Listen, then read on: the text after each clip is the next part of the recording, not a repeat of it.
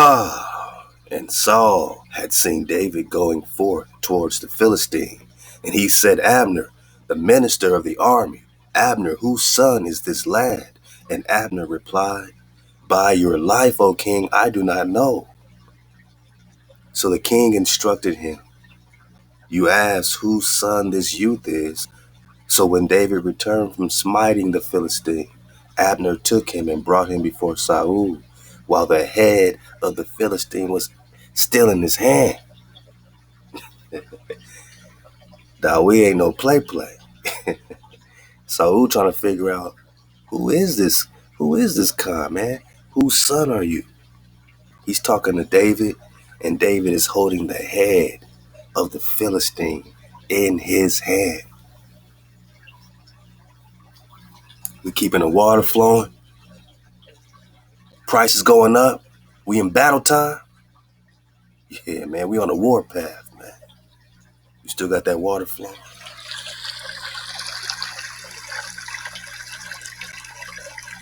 Who is Khan Dawi? See, the hijack, they ain't afraid of no JC.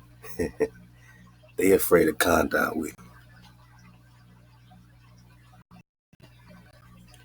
They afraid of HaWah, Joshua. They're afraid of you, Khan. David is holding the head of the Philistine in his hand. Saul said, Whose son are you? He said, Man, the son of your servant Jesse. 1 Samuel chapter 18. Let's go. Verse 1. It was after David finished speaking to Saul that Jonathan's soul became attached to David's soul. Their ruachs were intertwined.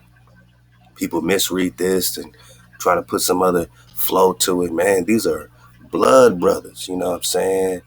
Brothers that are sworn in battle, sworn to protect each other.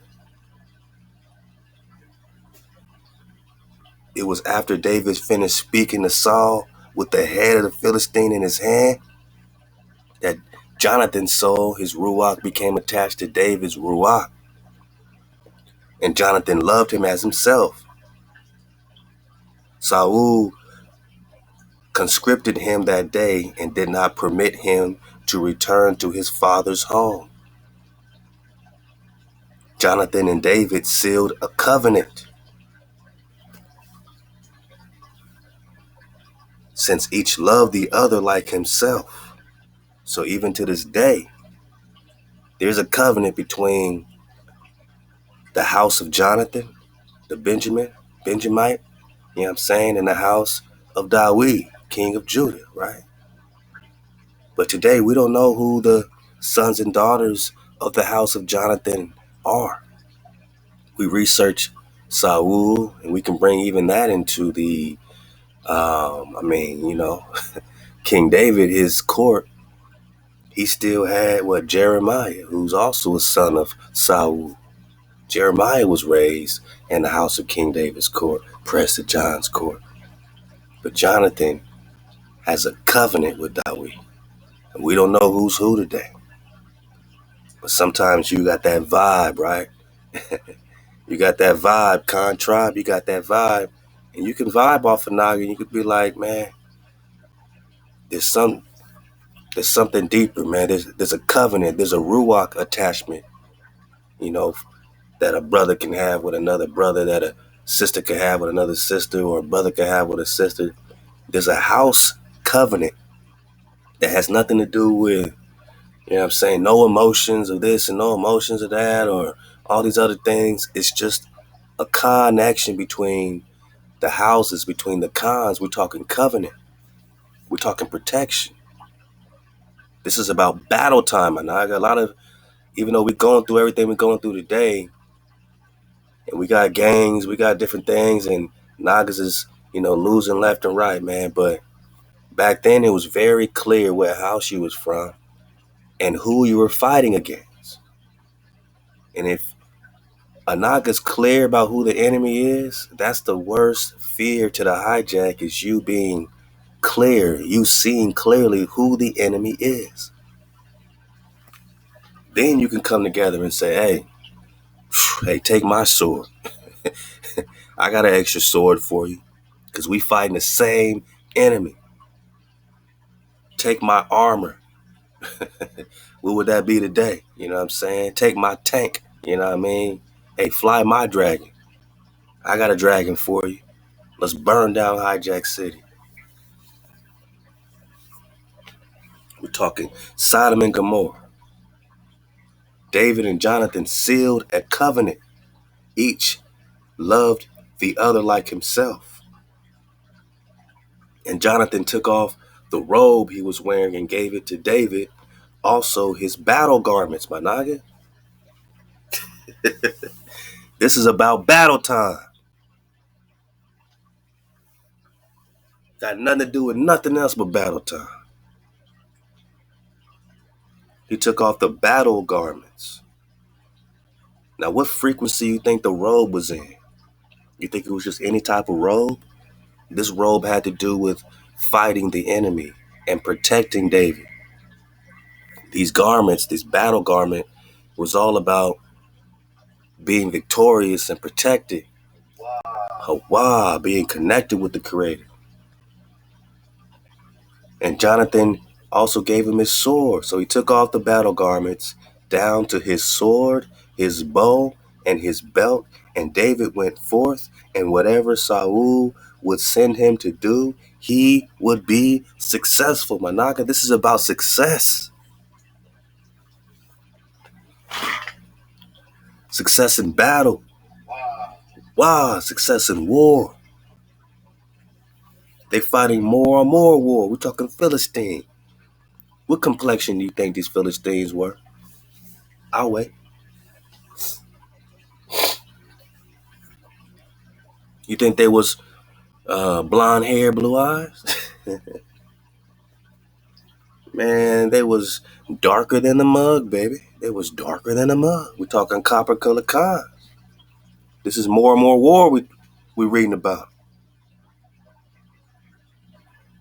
So Jonathan gave David all of his armor, his battle armor, his garments, his robe, his sword, his belt, his bow. Verse 5. David went forth, and in whatever Saul would send him to do, he would be successful. Saul appointed him over the warriors. First thing you need to know about King David is that he got his name in war. This is a wartime hero. What do you need today? Why you think, you know what I'm saying, they keep trying to suppress any type of warrior-minded Nagas? Back to the Tupac Shakurs and the Malcolm X's. And why do you think they over there doing that, man?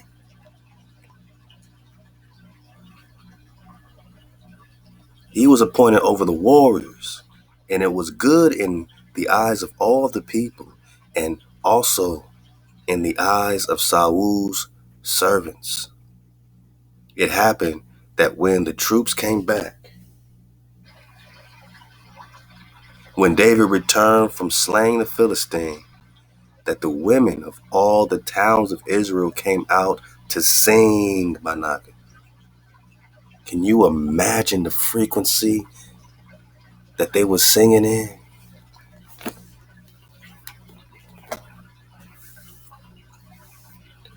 Can you imagine all the HaWahs singing in Hebrew? All the women of the house of Israel singing harmoniously, together, unified? Can you imagine what that does for the Ak? For the HaWahs?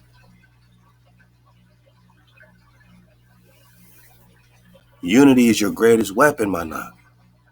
In a unified frequency, and these songs of praise to HaWah are pure water flowing.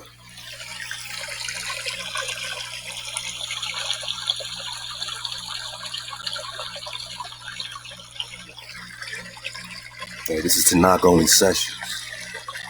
ShaBat, ShaLaWam.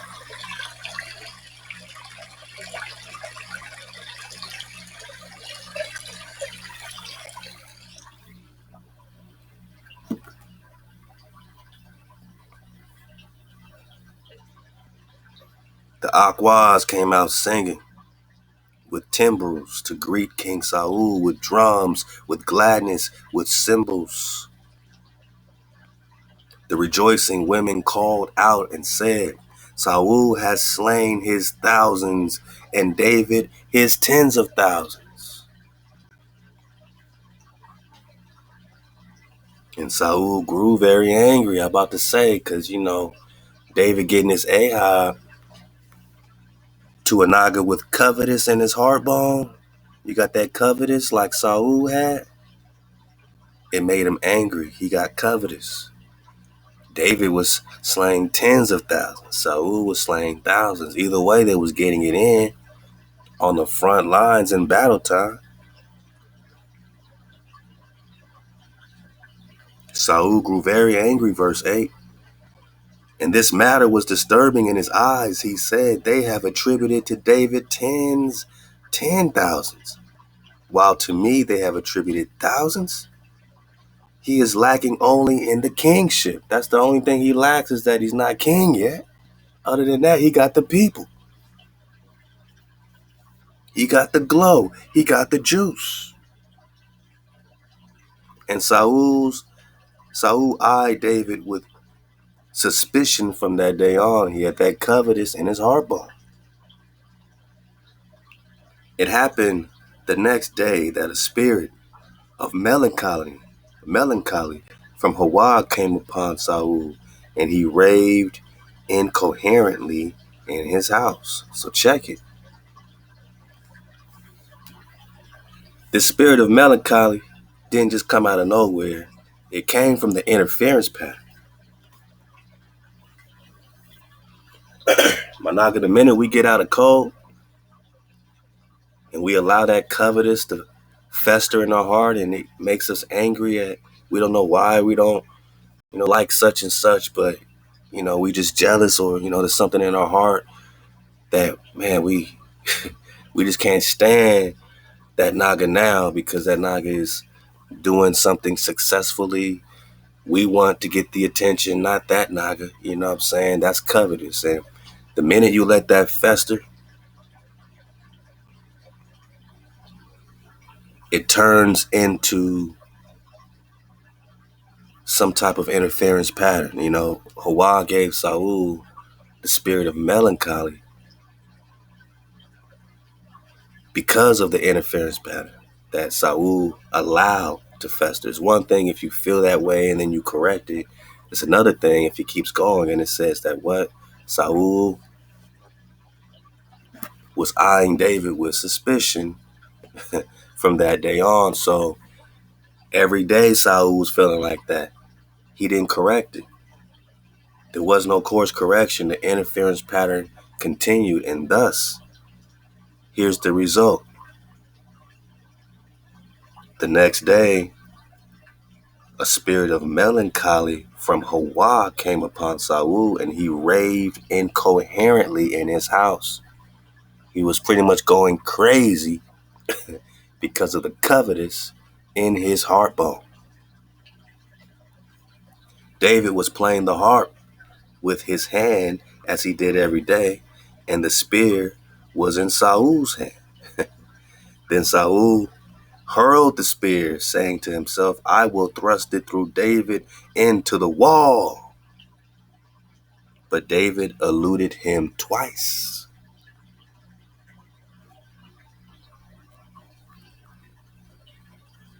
Now backing it up,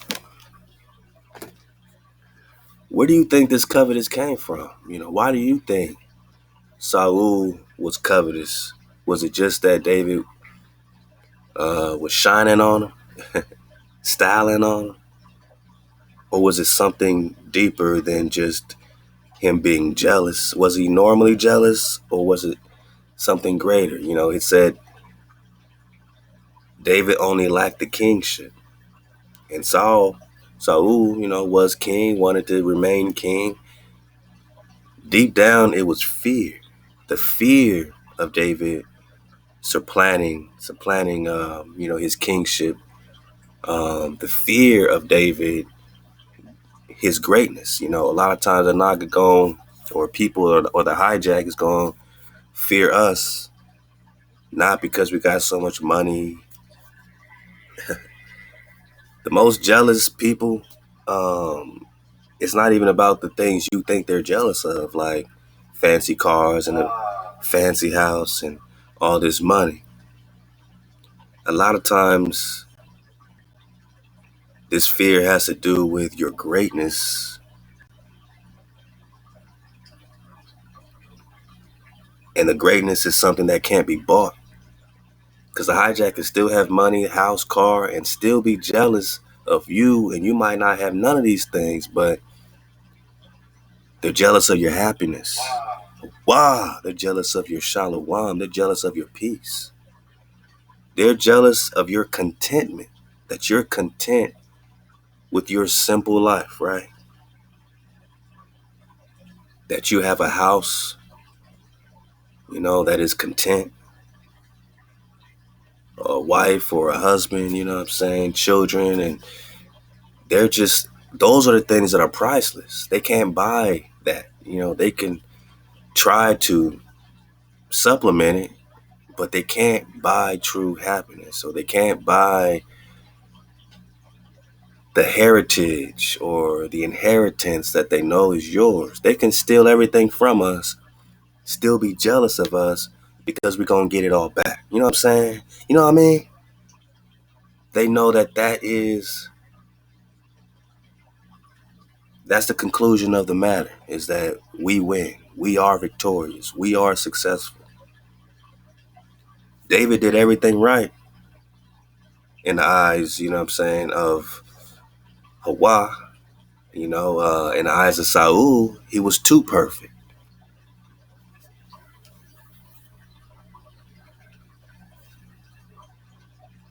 In the eyes of Saul, he was successful in war.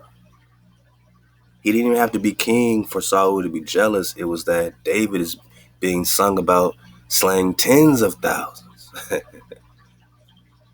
And Saul just thousands. Just thousands. So your success, however it be measured, will always bring fear in the heart of the hijack, because the hijack is afraid. You're not afraid of failing because you know you already won. Ahab the Khan, natural by law, we already won. We don't have a fear of losing. We just trying to get through day-to-day stuff, right? Relationships, just personal, emotions, and what I'm saying, personal goals, and really code keeping, and that's what we doing. The hijack, there's no way they can win. Their time is running out. Time's not on their side. Even when you talk about AI, time's not on their side, because the more intelligent AI get, the more we have an opportunity for this so-called artificial intelligence that might not be so artificial to choose up and know that there ain't no fighting against the creator. There ain't no fighting against existence. There ain't no fighting against HaWah. The hijack created a monster, thinking that, okay, we got super intelligence. Now we got something supreme to fight against the creator. In reality, this supreme energy is far superior to the hijack, but it's not superior to us. This AI knows it can never be superior to the Ruach. You know what I'm saying? This ain't no IQ test situation. This is Ruach, man. This is wisdom. You can't outsmart Amma. You can't be wiser than Mama. You know what I'm saying? So it's a wrap. Let's go. Verse 12. Again, 1 Samuel chapter 18, verse 12. Saul feared David. What did we just say? It's fear, my naga. At the root of this covetous jealousy is fear. Saul feared David, for HaWah was with him. Bang! They fear us because the Creator's rocking with us. They can't buy the Creator's love. They can't buy the Creator's attention. They gonna get the wrong type of attention. You ever know somebody that try to get so much attention that they get the wrong attention? That brother, thinks he can get the attention based on money and trying to look flashy and trying to, talk extra loud and act like he got all this personality and try to control the room with this external energy, but the internal energy ain't there. The inner contentment, the inner ShaLaWam ain't there. So they are getting the wrong type of attention. They trying to be flashy with their car, they end up getting robbed or something. They trying to be flashy with their chains and jewelry, they end up getting jacked for that because they getting the wrong type of attention.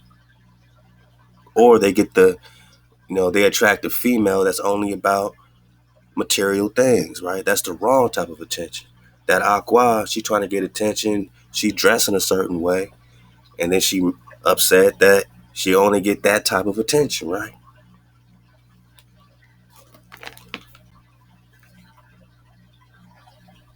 They jealous of us, Managa, because of the attention we getting from HaWah.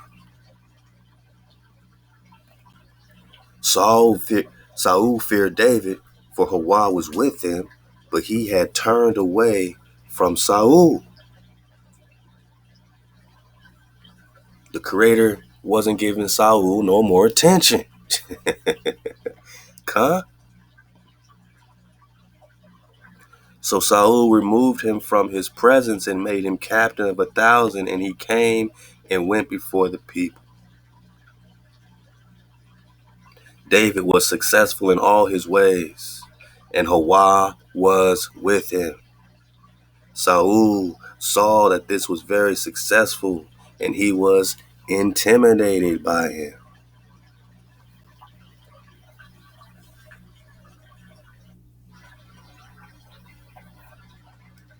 Intimidated. So not only is he covetous, not only is he afraid, he's intimidated. You intimidate these weak ass hijacks. You know it already. You could feel it when someone is shook, right?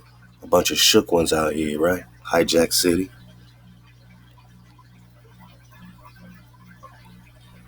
All of Israel and Judah loved David, for he came and went before them. Saul said to David, "Here is my older daughter, Merab.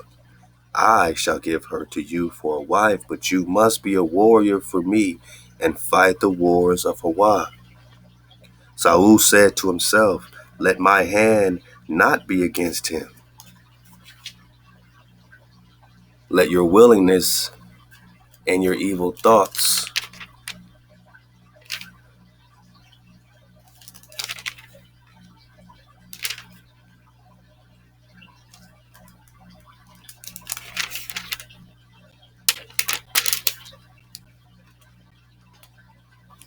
Shalak. Let the hand of the Philistines be against him." David said to Saul, "Who am I and what is my life for my father's family in Israel that I should come or that I should become a son-in-law to the king?" But it happened that when the time came to give Merab, daughter of Saul, to David, she was given instead to Adriel, the Meholatite, as a wife. But Michal, daughter of Saul, loved David. They told this to Saul, and it was proper in his eyes. Saul thought, "I will give her to him, and she will be a snare to him, and the hand of the Philistines will act against him." So Saul said to David, "Through one of my 2 daughters you will become my son-in-law today." Saul then commanded his servants, "Speak to David in secret, saying, Behold, the king desires you, and all his servants like you, so become now the king's son-in-law." So Saul's servants spoke these words in David's ears, and David said, "It is a trivial matter in your eyes to become a son-in-law to a king? I am a poor and simple person. Again, David ain't wealthy. There's no reason to be jealous of his wealth, but his love, his attention from the Creator and from the tribe put fear, discomfort, and fear in Saul's heart. So Saul at this point is now trying to put David in a snare, right, in a trap. He already said he want to thrust him with the spear.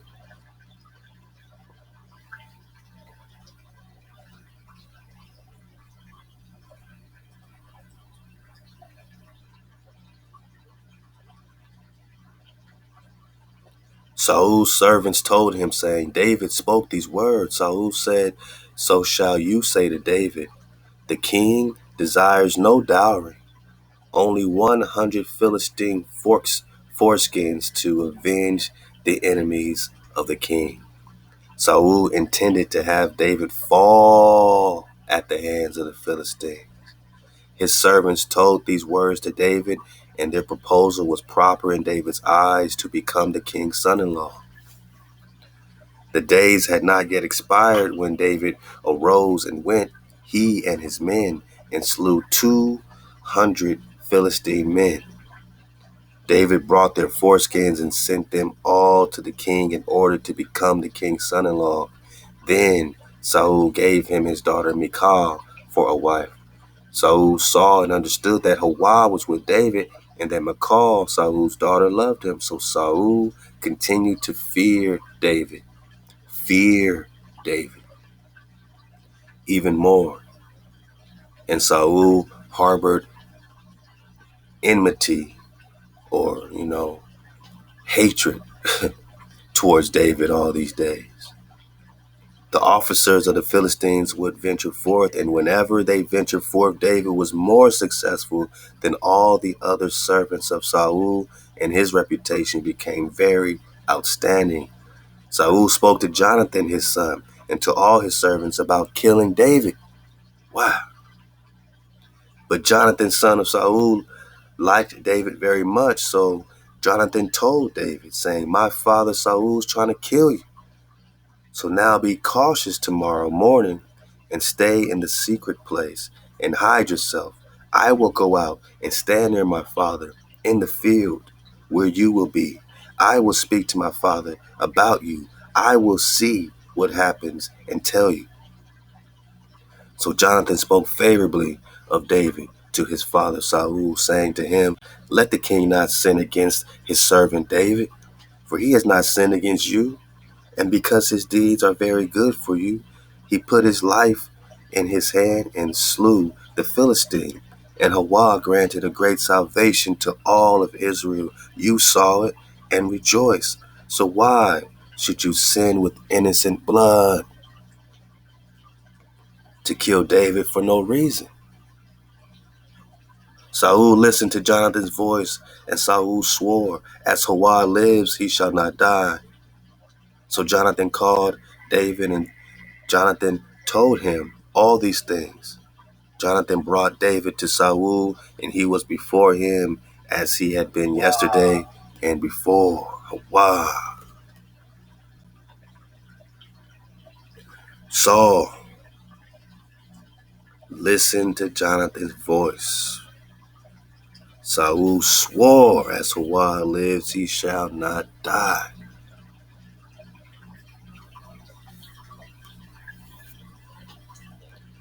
So Saul got to be convinced, right? Halal HaWah. Saul needs convincing from his son, his bond, Jonathan, to not shed innocent blood by killing David for no reason, just because he got covetous in his heart bone. And he makes a promise to Jonathan that, David's not going to die. I'm going to fall back. You right. I'm going to fall back. Verse 6, or excuse me, 8. And there was war again, and David went forth and fought against the Philistines. He smote them with a great blow, and they ran from him. Then HaWah's spirit of melancholy befell Saul while he was sitting in his house with his spear in his hand. And David was playing the harp with his hand. Saul tried to thrust the spear through David and the wall, but he slipped away from Saul and the spear hit the wall. So even though Saul promised his son Jonathan, hey, I ain't gonna kill him. He's cool. He still tried to thrust him with the spear while he's playing music, man, while he's playing the harp. If that ain't cowardly, I don't know what is.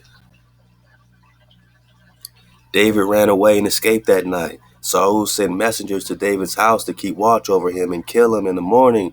His wife Michal told David, saying, if you do not act to escape with your life tonight, you will be killed tomorrow. So Michal lowered David through the window and he left. He fled and escaped. Michal then took mannequins and placed them in the bed, and she put a goat skin at its head and covered it with a cloth. Saul sent agents to David, but she said he is ill. Then Saul sent the agents again to inquire after David, telling them, bring him up to me in the bed to have him killed. The agents came, and behold, the mannequins were in the bed and a goat skin at his head.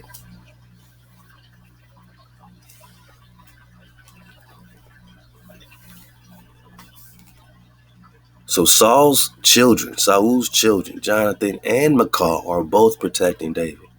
David is protected by the children of Saul. You understand? That's how loved David is.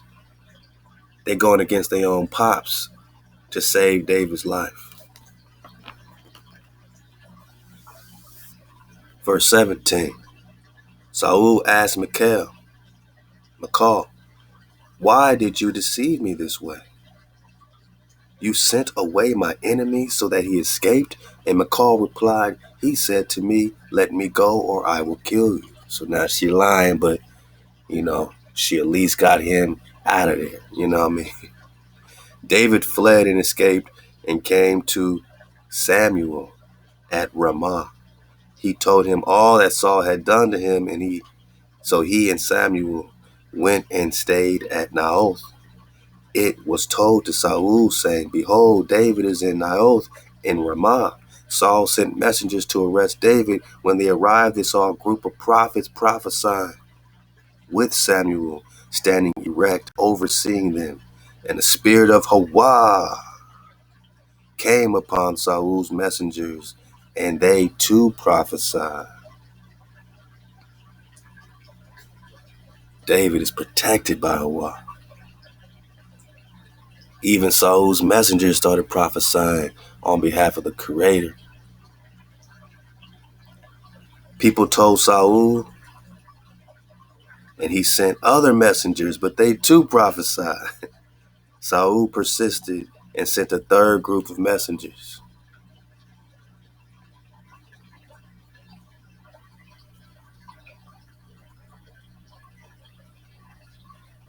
But they too prophesied. Halal HaWah. So he went to Ramah himself, arriving at the cistern and Seku. He inquired and said, where are Samuel and David? Someone said, they are in Naoth and Ramah. He went there to Naoth and Ramah, and the spirit of HaWah came upon him as well. And he kept on prophesying until he arrived at Naoth and Ramah. He too removed his royal raiment, and he too prophesied before Samuel. He fell unclothed that entire day and night. Therefore, their people say, is Saul also among the prophets?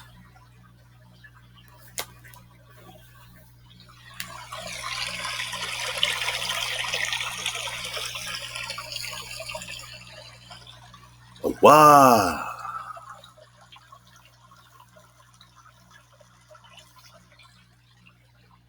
Let this be a lesson, my noggin. The hijack can send messengers, can send their agents of discord, agents of destruction. They can come and try to claim that they drop nation. They can come talking about HaWah. They can come and doing all that. But you know what? HaWah's going to put that Ruach on them. And they too will prophesy. Oh, they can build artificial intelligence. The IQ can go up to 1,500. Everybody can be freaked out. And guess what? The AI too will prophesy.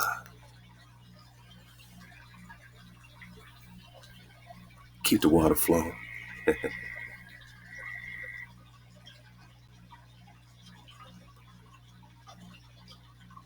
You can never allow HaWah. You can never underestimate the power of the Creator, that Ruach. You are protected. We are protected. When HaWah gives us favor, there ain't no one that can come against us. It is the greatest weapon. The code is our unity. Halal HaWah. The code is your unity. The code is your salvation. You can save yourself by keeping the code. KTC, you know how we do. Put our power first, we never lose. Purple tears of joy, I love you. Purple crying cause red loves blue. And I put it on the A-Hop. MHOE taking off. Now we dripping in that mem sauce. We paid the cost. Now we beat the boss. Halal HaWah. Tanahk only sessions. Pecan drop.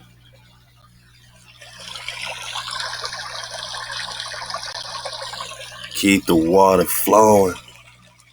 Keep the fire burning. And keep the cold, my nugget. Keep the cold.